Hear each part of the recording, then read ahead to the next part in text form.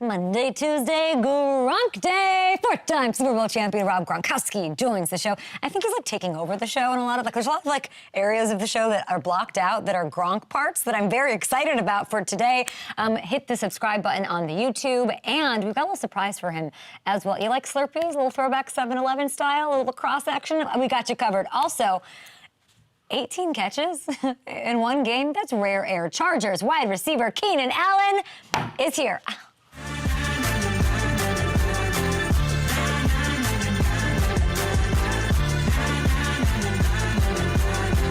Keenan Allen, Rob Gronkowski, and rhymes with Schmiss Schmogan.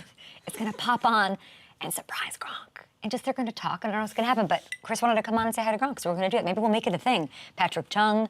We can get like Logan Ryan on to talk, who knows?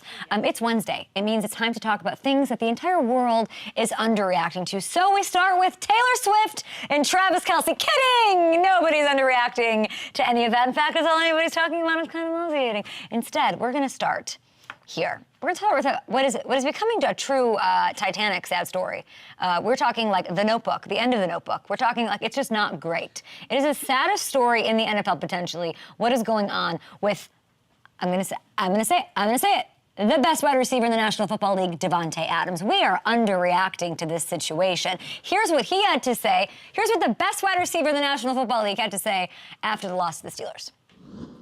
I don't got time to wait around, you know, and it's not a personal thing. I mean, it is a personal thing, but it ain't just about me. But I mean, it's not my mentality to sit here and try to take all season to figure it out. You use these early games like this to establish our identity, and we're not doing things the right way to establish a winning culture early in the season. So we got to do something to turn that around. He's so good, and they do. And just to be clear, this wasn't a trade request or like some like threat or anything like that, but he just desperately wants to win and figure things out as soon as possible. Although the winning culture comment, I mean, that's a little bit of a little jab, a little bit of a comment, a little warning shot, if you will.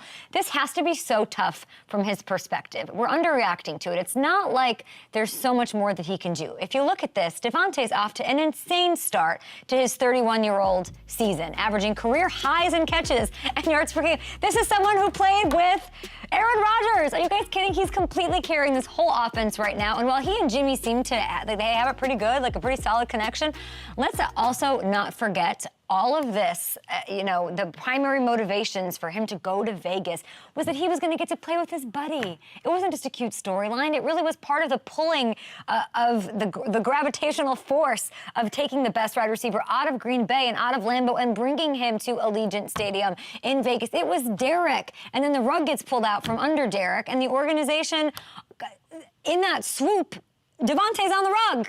Davante gets sort of like, he's falling back into the sun. Not great. Listen, I want the Raiders to turn it around this season. I am pulling for Jimmy G. This is the home of the Super Bowl this year. Like, there's good vibes here. We want them to be competitive in the AFC West. The NFL is just a better place, and the Raiders are great. Not just good, great.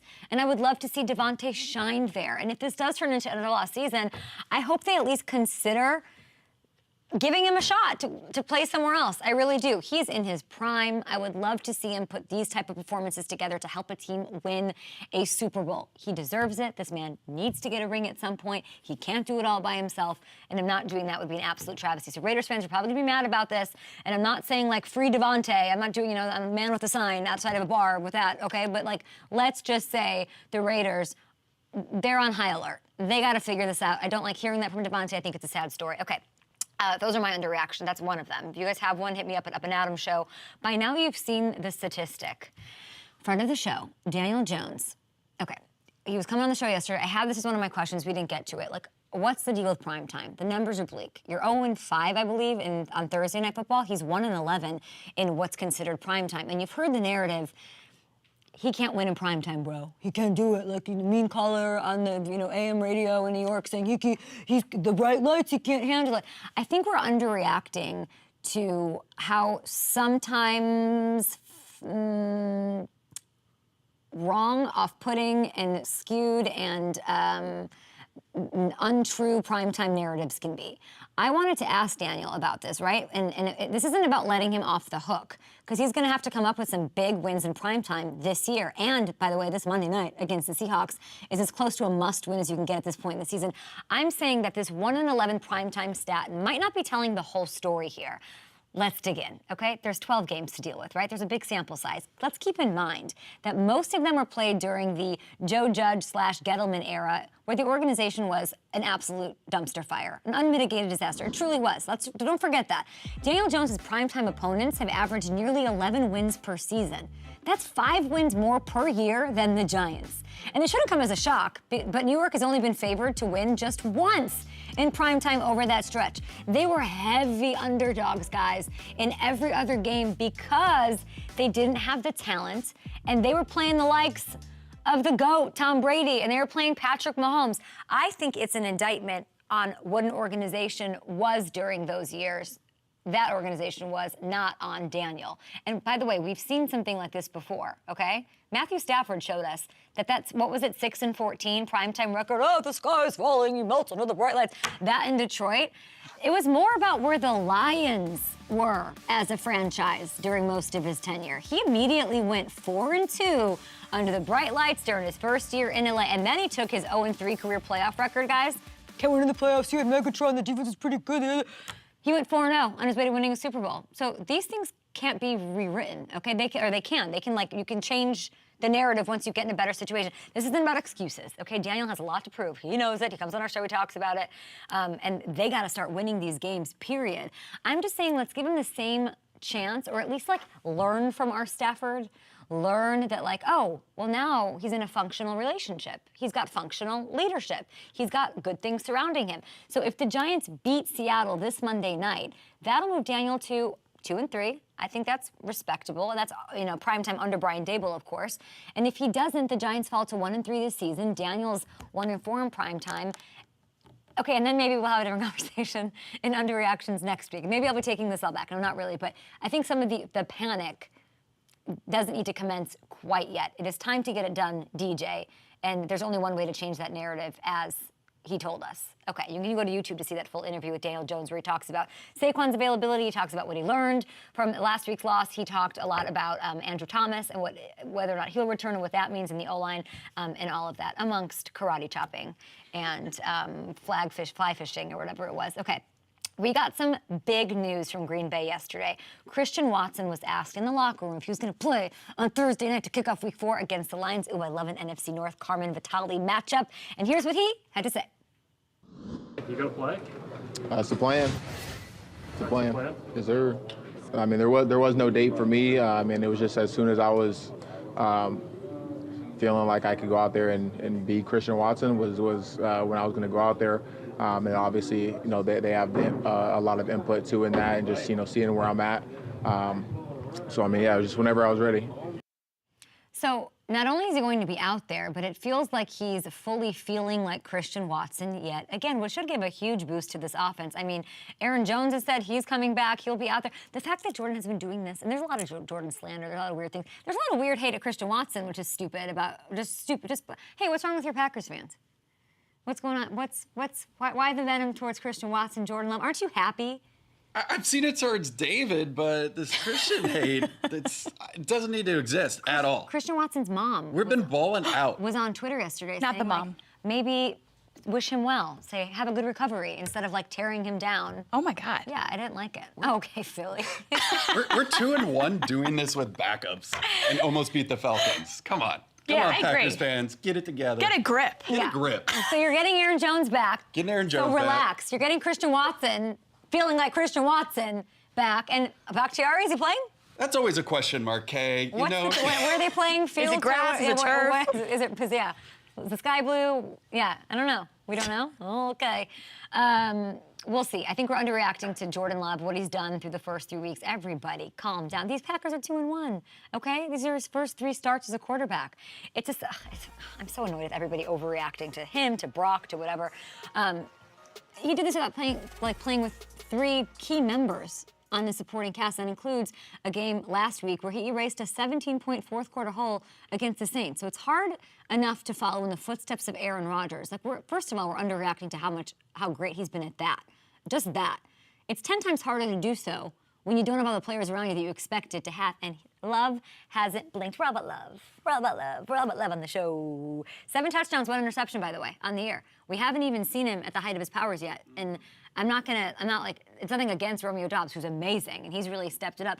Love's got the full complement of playmakers at full strength. This whole offense going to be ratcheted another top notch, but that Lions defense is pretty good. Lions be the Lions, though. You know. On Thursday, really? Thursday night? I don't know. We got some revenge after that defeat last game of the season last year. Ugh. I don't know. I'm gonna have to see what Gronk has to say about that game. I don't know what the odds are. I have to go. Anyway, we gotta get over to the. He hates the Packers, so. And check. Wait, why does he hate the Packers? Every time he sees me, he goes, "Oh, Packers fan." Woof. Is Every that time. true? Every time. Gronk, get in We here. need to make amends. Gronk, do you hate the Packers? Yeah, that's because I'm messing with you, man. I don't hate the Packers. I know. I actually think Lambeau Field is one of the coolest places to play in the NFL. Well, by far. what do you make of Jordan Love? Like, people are, he's 2-1, and he did it without, like, a Pro Bowl, all-pro level running back and, like, his top wideout. It's crazy. I think he's doing a good job. I really haven't seen much of the Packers play this year. I mean, there's a lot of games in the NFL, so I don't catch them all. But just what I've seen and what I've heard and what I've witnessed him go through, yes, they're doing a good job. They're 2-1, and he gets his running back and his number 1 wide receiver back now. I think they're going to make an impact, that's for sure. I want to get your thoughts on another NFC North team. You said on the show that if the Vikings fell to 0-3 against Keenan Allen's Chargers, Kirk Cousins' trade rumors would begin running rampant. So the winless Vikings just so happen to be taking on the winless Panthers this weekend. So riddle me this. Another Minnesota loss this Sunday means what? Oh, another Minnesota loss this Sunday, that would put them in a tough position for the organization. I mean, they got a solid team. They really do. They got a good team. They just got to put it together and win the games. And if they lose to the Panthers, I believe, don't have a good team. They're 0-3 because they need to be 0-3. They're going to be 0-4 after they play the Vikings. But if for some reason the Vikings lose, Kirk Cousins should be shipped out 100%. And he should be shipped out to the New York Jets. And why I say that makes sense is because it's his last year on his contract. Yes, you're going to get Aaron Rodgers back next year with the Jets, but they need to fix that quarterback position this year if they want to win some games. And it makes sense having his contract expire after this year. He needs to be shipped to the Jets. It will make them competitive. It will be fun to watch again. Can you imagine if, did you see the Joe Namath bite? No, I did not. He was real critical of Zach Wilson, and now we're hearing Saleh's coming out and he's saying Zach Wilson's the guy, and he's really adamant about it.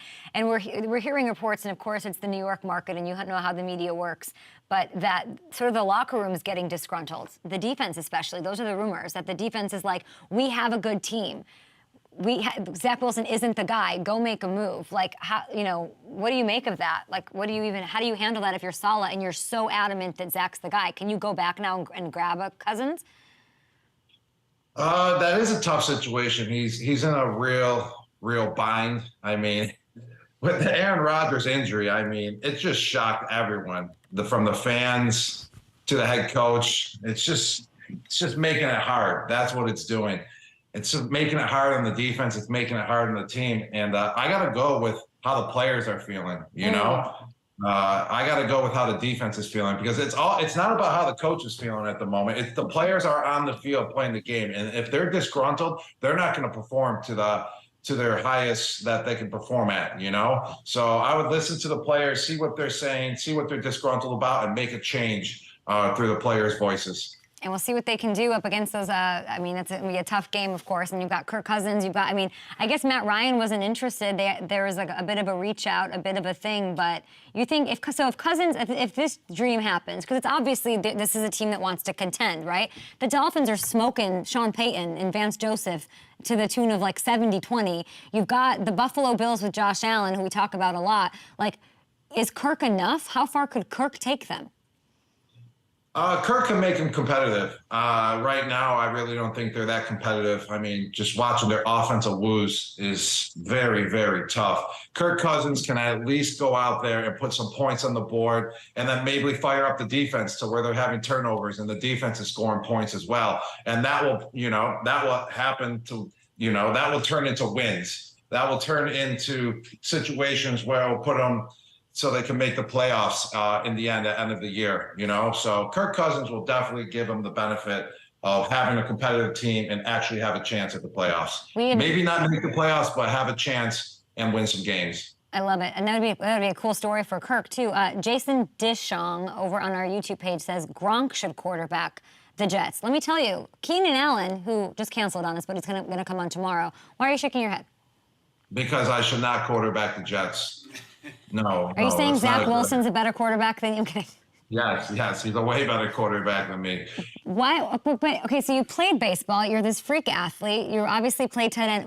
Because Keenan Allen threw a touchdown. He had 18 grabs last week, which is like 3 people have ever done that. 2 people have ever done that ever. He's the 3rd, and he threw a touchdown.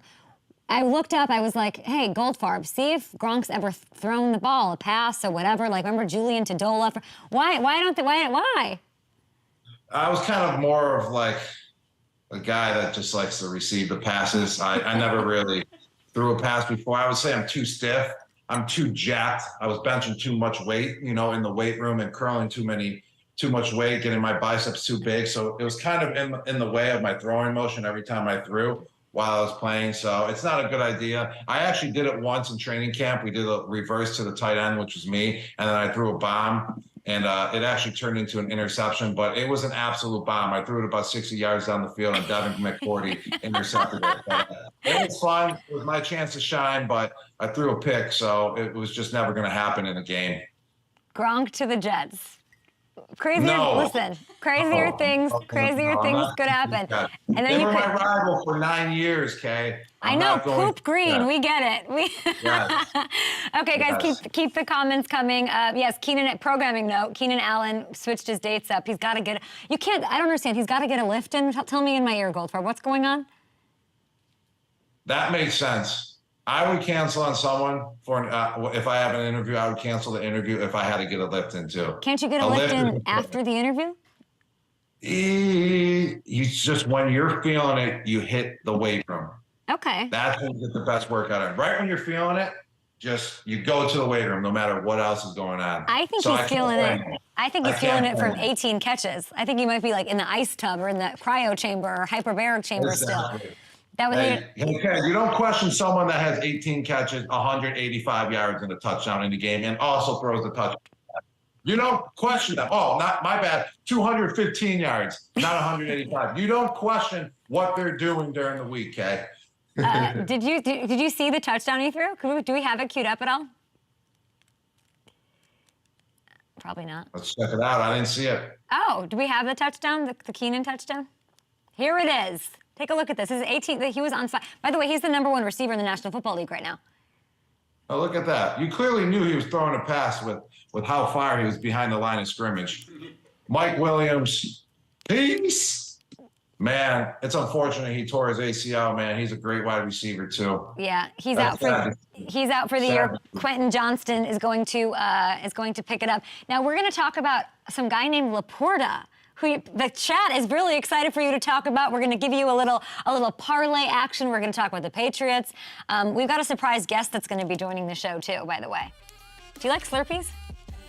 Love Slurpees. Especially from 7-Eleven. We'll be back. I can't hear you.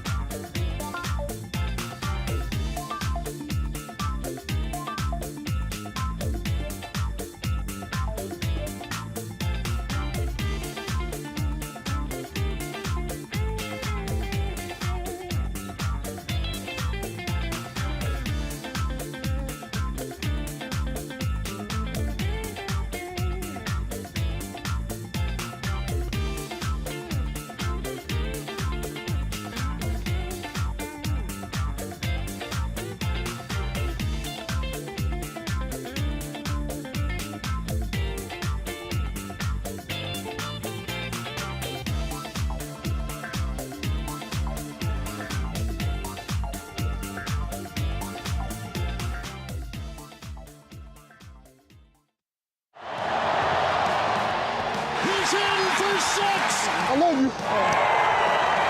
Woo, baby. That's a dub. First dub, first win home. I got my first pick as a Steeler. Appreciate y'all for being patient. For the people who don't believe in us, that's cool. Where the haters at, baby? Got it done. First win. This young man just moved into 4th all-time. You put up some historic numbers today because you didn't give up the scoreboard. It's the most resilient performance I've ever seen in my life. Come down to the wire, situational football. That's what it is. We looked hungry. We played hungry. We played violent. Put the work in. We put the money in the bank, and you cashed out today. We care about our standard, and our standard only. This film, it's never as good, never as bad as you think. Let's get in. Let's figure out what we need to fix. Hey, great job. We keep building, baby. It felt good to get home. 3-0. Don't mean nothing without a dub. Let's keep having fun, and let's keep winning. Gronk, look at Slater back there. Did you see that? I just saw it. It made me happy. I was like, oh, good old Slater, baby. I love you. How long is Slater going to be a Patriot? Probably 25 more years. He's a Patriot for life, that's for sure. Well, you're all Patriots. You're all Patriots for life. But I'm actually kind of being serious. He looks like when he was a rookie, and he is the team. He looks good. Slater's the man. He's a champ. I played him in college too when he was at UCLA, and he's still going.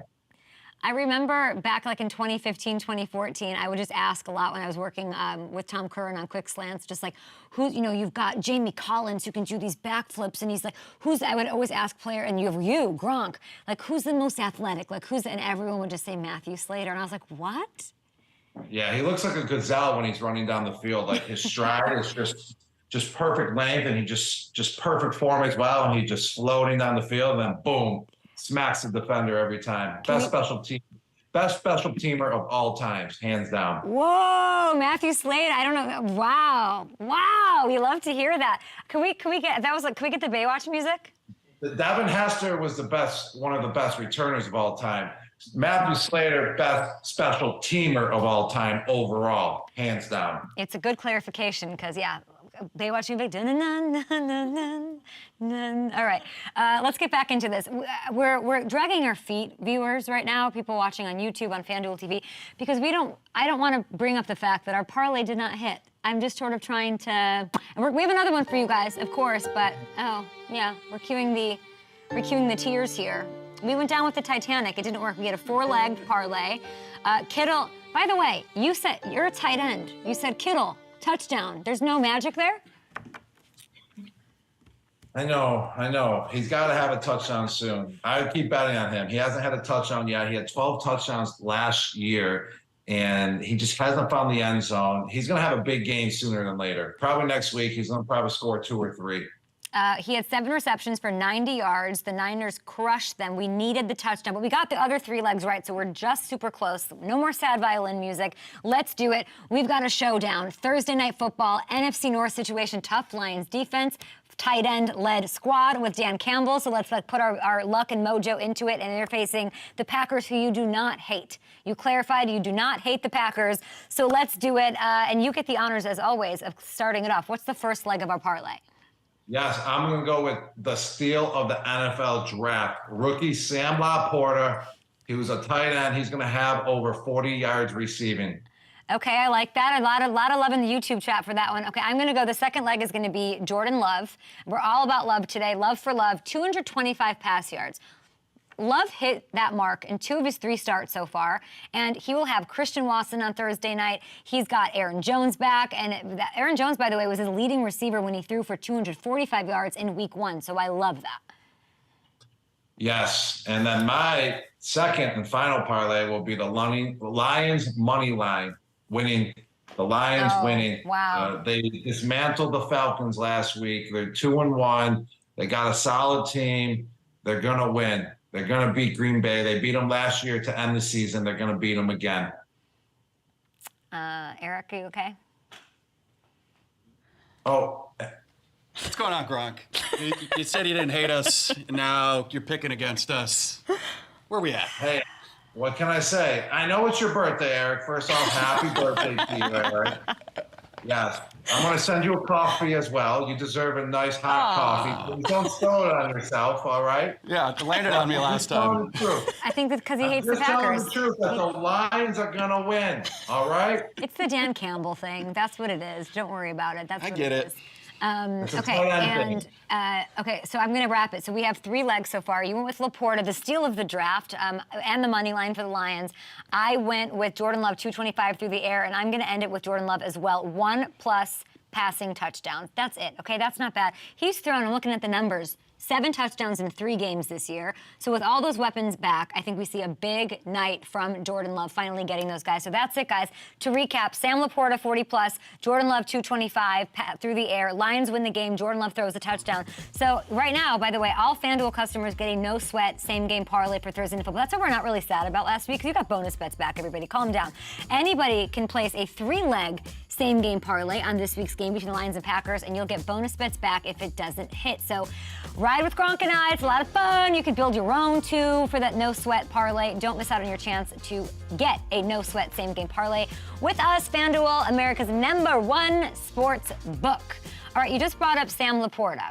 He's been a revelation for these Lions. Of course, we typically don't see like rookie tight ends super lighting it up. I know we have some footage for you. What makes him so special to you? Yes, just his instinct for the game, the instinct to be able to catch the ball. He can catch the ball on the run very, very well. Like I said a little bit earlier, that he is definitely the steal of the draft. He's got speed, and he's just savvy out there. He's a savvy guy, and what's impressive is he's only a rookie. I think he has beaten the, if I'm correct, he has beaten the record, the tight end record for most amount of catches in the first 3 games. Look at him. Of a season for a rookie, and I think he has 18 catches already. I mean, the guy's legit. He's going to be the highest paid tight end in about 4 years in the NFL. He's going to be one of the best tight ends in the upcoming years in the NFL, and he's just super, super savvy. He just has that football instinct. How do you, like, what is it about him that you see? Like, how can you make that call right now? Just the way that he runs his routes. You know, he's just very instinctive. That's what you got to be. That's what makes a good football player. It's like he goes out on the field and he doesn't think. He just reacts, you know. And obviously you got to be a smart player as well because he clearly knows the playbook inside and out to be able to be a rookie and just go out there in your first game and have 5 catches just like that and then increase the amount of catches per game, you know, week in and week out, you know, throughout your first 3 weeks. So he's a good player. He was a 2nd rounder, 34th pick overall. I think he should have probably been the first tight end taken in the draft. Yeah. And Jared Goff is just going to keep feeding him. He loves him. What is it with, speaking of feeding, what are they feeding these Iowa boys? Isn't LaPorta an Iowa boy? Kittle? Yes, he is. Kittle, who else? Dallas Clark? Like Hawkinson? Corn. I'm telling you, it's corn, Kay. All they keep eating is corn. I mean, your mom should, instead of beating you with that rubber spoon, she should have just been feeding you cans of corn. She should have been. Then maybe you could throw a touchdown. I would have been able to. If I was eating corn every single day, I would be throwing a touchdown in the NFL. Shout out to the Iowa tight ends. All right, we'll see what he does on Thursday Night Football between the Lions and the Packers. We're so excited about it. But these predictions, that he's going to be one of the highest paid, one of the better guys. Let's keep it going. It's time for Predict a Gronk. Let's hit it. All right, we got Predict a Gronk. You know I love Predict a Gronk, and I'm going with Myles Garrett as Defensive Player of the Year. If you saw him last week, he had 3.5 sacks. He's second favorite to win Defensive Player of the Year. And on top of it, I mean, look at that. 2 tight ends trailing him. I've never seen that before. They're tallying him wherever he's going. I've seen tight ends line up in front of defensive ends to chip them. But Myles Garrett figured it out and goes, I'm going to go to the weak side and I'm going to rush so I can get another sack. But the 2 tight ends are following him. Are you kidding me? He's a monster. He's a beast. He can dunk a basketball like you've never seen before at his size, which is super impressive. Myles Garrett will be Defensive Player of the Year, and he's leading one of the best defenses in the league right now. And he's making the Browns a contender. Without him, I don't think the Browns are a contender. But Myles Garrett's game is that good that the Browns may make the playoffs again. I mean, the Browns have, Hamilton just texted me, the #1 ranked defense in the NFL right now. So that helps his case a ton. You guys saw the odds over at FanDuel Sportsbook. And the Browns defense has allowed the fewest yards through 3 games since the Buccaneers did in 1999. Long time. 1 touchdown allowed through 3 games. 0 plays inside their own 10-yard line. I mean, Jim Schwartz has this unit playing some special football. How do you see a guy like Jim Harbaugh, Lamar Jackson? They've been really great. How did they crack the code on Sunday? You know, they got to get lucky. They got to be precise. They got to be able to hit. They got to have everything fall in place, like be at the right place at the right time. They can't have any mistakes, that's for sure. If the Baltimore Ravens start turning over the ball to the #1 defense, then that's when it's going to make it tough, for the Ravens to win. But I don't think you really crack them. I think the Browns are too solid. It's a divisional game. And the Browns, I think they're going to Brown in a good way this time. We'll see if they can change the narrative. And the #1 defense, it'll be a tough test for Lamar and company. I want to end with this. This is so crazy. It's so random. We're talking about the Dolphins a little bit. So obviously, 70 points. We're all excited about Mike McDaniel, what he can do. It's a division that you know very well. You know the Dolphins. Patriots always had a tough time, especially playing down there in Miami. What's your vibe on Mike McDaniel and why it works? Obviously, there's a lot. I mean, we had Deshaun Jackson saying, I want to go down there. I want to play with them. And then look at this footage. Is it a SOT or just VO? Oh, it's just a picture. Look at this photo that is making the rounds on the internet. And more importantly, what do you make of the double earrings on a young Mike McDaniel?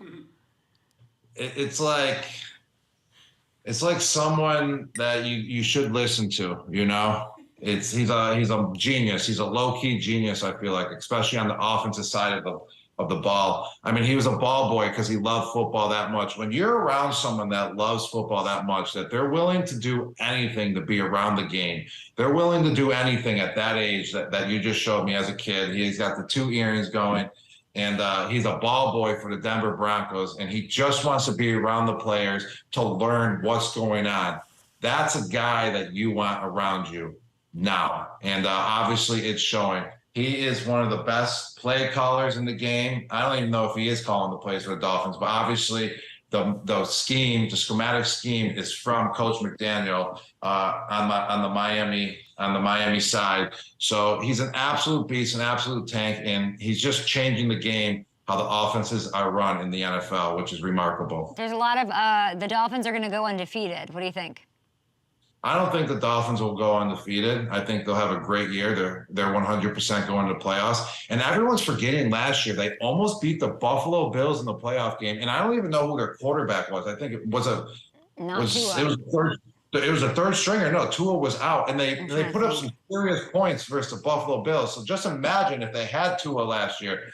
So I think this is the year for the Miami Dolphins, and next year could be the year too. I don't see them going anywhere, and they have a solid defense. And wait till Jalen Ramsey comes back as well to just boost the defensive side of the ball as well. So they're going to put some damage, out there on teams this year on defenses, and they're definitely going to the playoffs, and they may go all the way. We'll see. It was Skylar Thompson. Marissa, good call by you. Skylar Thompson was the quarterback. I don't even know who Skylar Thompson is. So well, he's no Sam LaPorta. They almost put up, 35 points last year in the playoff game? People do forget that. Yeah, it was a showdown. They should have won, and they're continuing where they left off last year, and they're just building even more. All right, we'll be back after this. We got a special guest joining the Gronkster on the show. We got his Predict-a-thon. We're talking about the game. We didn't talk about hoop earrings, but we'll get to that another day. That's no problem.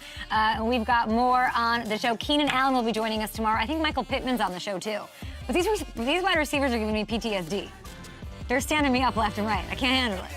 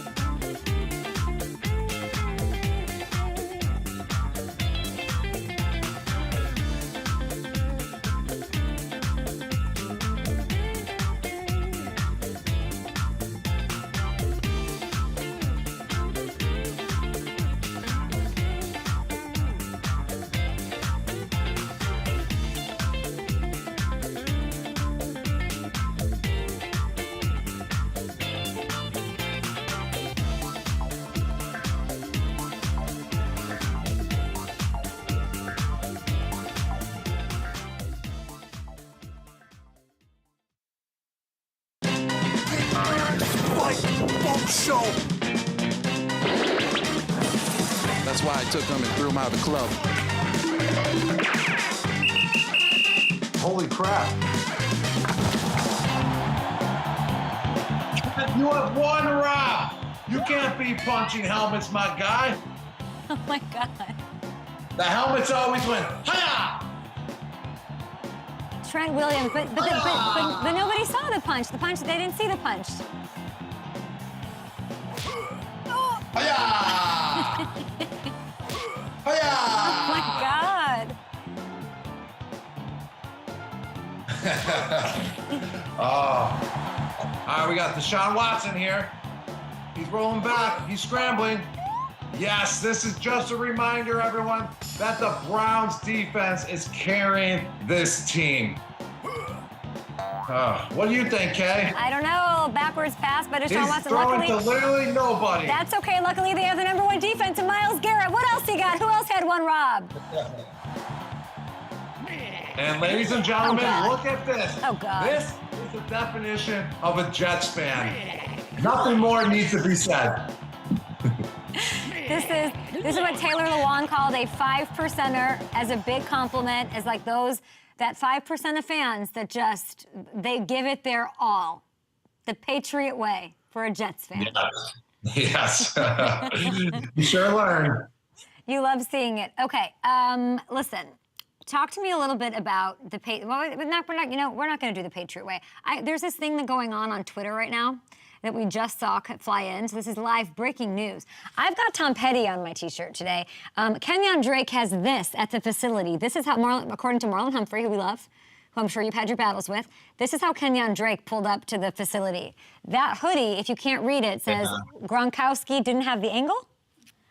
I wouldn't really say I didn't have the angle. I would just say I didn't have the speed, because there would be no angle where I would have been able to tackle him. He runs a 340, and he was right in his prime of his speed as well. I would just say I didn't have the speed. I had the angle. I just didn't have the speed. Okay, gotta get out your protractor, people, and measure it correctly. Gronk saying Kenyon Drake, he had the angle, but like, can we just let it go at some point? Let it go. Hey, we won the Super Bowl that year, Kay, so I'm cool with it. You can rip on me as much as you want. They can rip on me as much as they want for the Miami Miracle. There wouldn't be a Miami Miracle if I wasn't back there. So it's fun to laugh at now. It's true. Happens. You know who else was? You know who else was there? I think that was 2018 when that happened.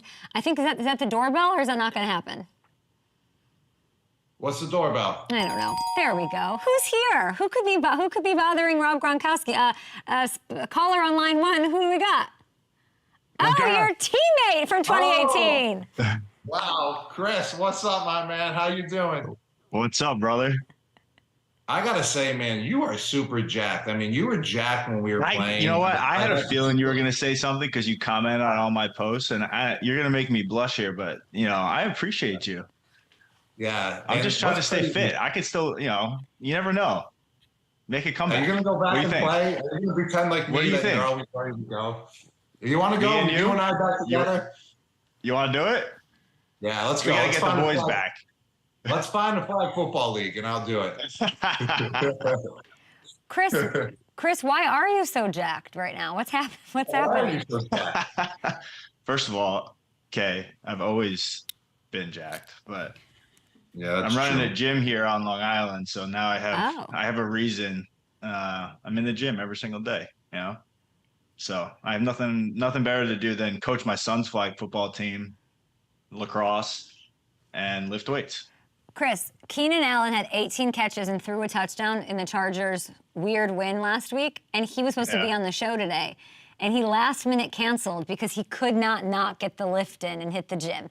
I'm offended. I feel ghosted. I'm going to have to talk to my therapist about it. Can you, as somebody who is jacked, as a former wide receiver, as somebody who now owns a gym, and congratulations, by the way, is this okay for him to do? I mean, I think feels like you got the better end of the deal here, that you got me on the show rather than Keenan. And Keenan will be here tomorrow. We have you here today. Listen, it's early in the season, so everyone's feeling pretty good. If you had him like week 10, he probably would have missed that lift and hit on the show. That's a good point. That's a good point. Yeah, and he's got a battle with Marcus Peters this weekend. Chris, Miami Miracle. We just saw Kenyon Drake rolls up to work today, choosing violence. Puts the thing. You were there. You played in that. Like, what are your thoughts on that? Was it the speed, Gronk? It wasn't the angle. I had the angle. I just didn't have the speed. I actually slipped on that grass.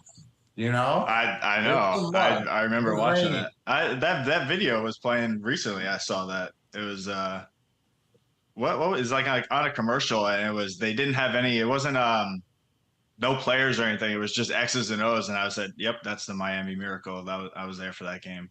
I think you had the angle, Gronk. I think you were there. If you didn't slip, you would have made the tackle. Game over, and no sweatshirts were made. Sure. Thank you. I slipped. All right. Thank you. I appreciate that. I needed that support. I want to keep the love going here. We've got Chris Hogan visiting, surprising Gronk on the show, which is great. So what we did was our producers looked up, when it was hard to whittle down, your 2 best performances, according to them, okay? Stats, we put it all into a blender machine, and this is what it spat out. So I want you guys to talk through some of this. So, Chris, your performance, I mean, this was a huge stage. This was 2016 AFC Championship game. Yeah. I knew it. 9 catches, 180 receiving yards, 2 touchdowns. Take me through some of these moments and what you remember, Chris. Leaf flicker. I mean, we practiced this all week. We had this dialed up, ready to go, and then I actually remember calling that play. We did it. It was like a no huddle call, and Jules, I mean, being himself, didn't know the play. Didn't understand the hand signal, so I had to kind of remind him what was going on. And we had everything go our way this game. Yes, unfortunately, Chris, I actually didn't play in this game, and I was so nice that I knew you would make up for my stats. So I would have had 9 catches for 50 yards, but thank you for taking over that game and taking my duties, Chris. I appreciate you, man. And anything for you, anything for the team. I broke records that game. I hope that stays there forever. It is incredible. Yes, you did break records. And Chris, you were an absolute team player. Yes. Can I bring up the one time when you were running down the field on a special teams play versus the Tennessee Titans? What about that play, Chris? That was breaking records as well. What are you talking about? You don't remember that? In Tennessee? I think it was versus the Titans. It was a game versus it was a special teams play, and you got put up on the big board in front of the whole team, and you were you were running about as fast as I was running when I was trying to make the shot. And it was a flag. I was on that bad ball board more than I needed to be that game. That was because I left like 3 seconds too early, and I was the only one sprinting down the field and didn't even make the tackle. So that was like prototypical. Bill is just like foaming at the mouth, has this clip ready to go for Monday team meeting. Yeah, that was a bad one. Why do you remember that? Because we were hyping you up too much. I saw your head getting too big from the 9 catches, 180 yards. I just had to knock you down. Like I got knocked down. We showed the clip when the Miami Miracle clip, So we already made fun of my. That wasn't on you though. That should have never got to that point. No, it was on me. All right, I was the last guy there. Doesn't matter. Situational football. I will be ready. You're right. You're right. You're out there for a reason. You should have made the play. Exactly. Thank you. Chris, now you can. What do you want to call Gronk out on? Let's bring him down to earth. Yeah, come on. I got a big head right now. You have a big head? Yeah, I'm full of myself right now. You gotta knock me down. He can't. He can't. I don't have anything to say. What do you want me to say? I will say this. This is my first time playing with Gronk, right? We're in Cleveland, 2016. Tom just came back from his suspension. So this is my first time playing with Tom, first time playing with the boys, right? And I remember Gronk caught a pass and he's going towards the end zone. This was my first experience with how big this person is. He literally just bulldozed me over as I was trying to block for him to get into the end zone. I remember coming to the sideline and be like, okay, I'm just going to get out of the way next time. I do remember that. That I mean, that was a great game, but I do remember you absolutely tossing me to the side. I do. I kind of broke a couple tackles. I got tackled on the 2-yard line, but I also do remember in that game because it was Tom's first game back from his suspension, the 4-game suspension, because the Colts made up the Deflategate stuff because we were whooping them so bad all the previous years. But you also had Tom's first catch, I think, of the year when he threw that bomb down the sideline, and I think he caught it about 40 yards down the sideline. So that was pretty cool. I remember I turned back to the referee and I go, "He's back," and the referee looked back at me and goes, "He is back." Chris, it kind of feels like you miss it. Miss what? Playing. Oh my God. It's like it comes in waves. See, I'm like one of those weird guys that enjoys practice, and so like when training camp rolls around, I start to miss I miss training camp, and then that first game of the season, I mean, even if you didn't play in the league, I'm pretty sure you'd miss football, seeing the atmosphere. So yeah, I miss it a little bit, but I'm quite content where I'm at right now. I'm running 6-year-old flag football leagues, getting these boys into shape, getting them ready. We got a big game on Friday. So Friday night under the lights. I drove my son to his first game last Friday. I swear, I kid you not, I felt like I was going to play the game. I played my pregame playlist for him. He's 6. He has no idea what's going on. I'm playing the music as loud as I can. He's sitting there covering his ears because it's so loud. I'm like, "Dude, you have no idea." And he's like, "No, Dad, just turn the music off, please."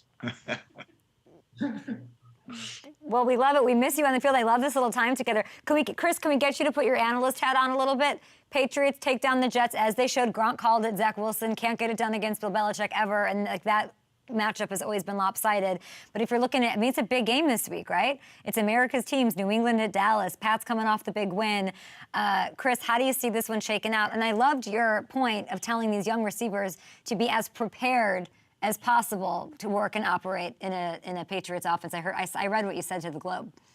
Yeah, I mean, it's a big game. Zeke's going back to Dallas. New England's coming off a win's a win in the NFL. All right, so it doesn't matter who you beat. So they're coming off the win. I liked what they did last week. I thought they moved the ball pretty well. They had some bigger plays down the field. So, Dallas is going to be kind of coming out pretty fast, with what they probably call a pretty bad loss to Arizona. So I'm sure they're going to chomp it at the bit to kind of play on Sunday. So, again, Bill does a good job of limiting their big time playmakers. So I think if they're able to continue run the football well, not turn the ball over, I think that was the biggest point. Right, they didn't turn the ball over on Sunday, so that was huge for them because the previous 2 games they had some costly turnovers, and I think that cost them the games. So I think if they can play smart football and all three phases kind of feed off each other, I think it'll be a good game on Sunday. Gronk, Pats, Cowboys, who you got? Because you got the Will Greer thing. Bill's shaking him down in that room with that light, getting the playbook. Like, who you got? Oh, I think it's an ultimate test to see where the New England Patriots offense is at. That's for sure, because the defense for the Cowboys is very solid, and they got Micah Parsons. It's going to be critical to see how Bill handles and the whole coaching staff and how the Patriots handle Micah Parsons. And he's all over the field, so it's hard to game plan for him because he's always such a big impact. So it's kind of like hard to double team him all the time in the blocking scheme and all that. So I'm very curious to see how that plays out, but it's a big test for the offense. Like I said, this is going to be their toughest challenge, definitely, of the year. They're on the road as well. I think the Cowboys will come through since it's a home game, but I think we'll see how it plays out and how much they are willing to fight. We will see. Who do you got, Chris? Or who are you taking overall? Who's winning, Patriots or Cowboys? I mean, I'm curious to see New England play in the dome, right? They've played every single game in crappy weather, so I think they're going to come up with a good plan for Micah Parsons. I think they're going to come up with a good plan for CeeDee Lamb. They limited Tyreek Hill to like 45 yards. I think they're going to do the same thing to him. So I'm going to take the Patriots. Ooh. I think they're going to. I love the defense has been playing great, right? I think they got to continue doing. That kid, Christian Gonzalez, he's legit, man. I mean, he's been playing well. He's for real. We have to go. You got my answer. You're changing my answer. I think whoever turns the ball over more is going to lose the game. I think it's going to be low scoring. Both defenses are very stout, but whatever offense turns the ball over more loses the game. It's well said. So Cowboys kind of, the Patriots with it. All right, Chris Hogan, we appreciate you. We'll see you down the line. We'll be back right after this. Thanks, guys. Bye. Thank you.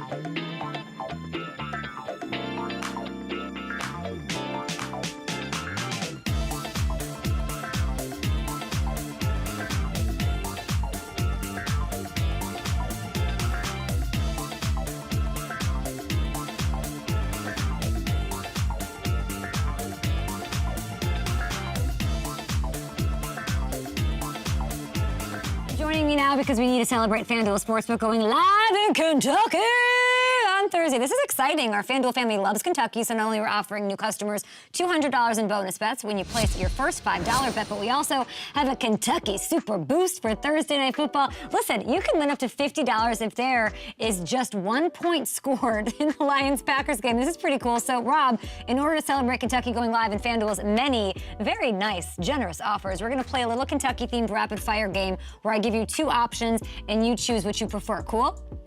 Woohoo! Yes. Okay. Kentucky Fried Chicken or Kentucky-style barbecue? Oh, Kentucky-style barbecue 100% of the time. I don't know. That coleslaw, mashed potatoes, the KFC is pretty good. Those biscuits. Kentucky bourbon on the rocks or a mint julep? Oh, bourbon on the rocks. Come on. 100% of the time as well. Going to the Kentucky Derby or going to like a University of Kentucky hoops game? Kentucky Derby. Yeah, you've been many a time my Super Bowl champion friend. Kentucky Derby. All right, there you have it, guys. Gronk, you're amazing. FanDuel Sportsbook. We're live in Kentucky. We are the leader in sports betting, and we're welcoming you to the fold and the fun on Thursday.